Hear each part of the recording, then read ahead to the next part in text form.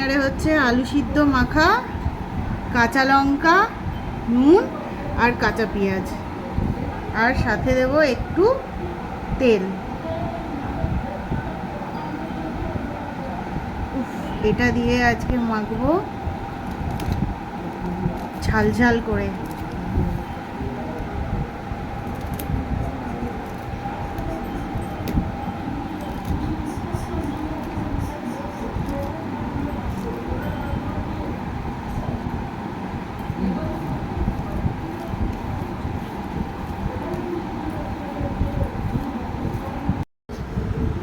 আলু সিদ্ধ মাখা ডান।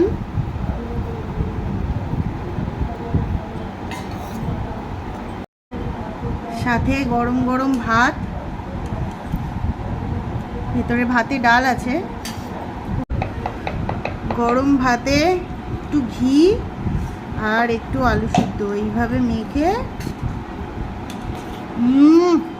দারুণ।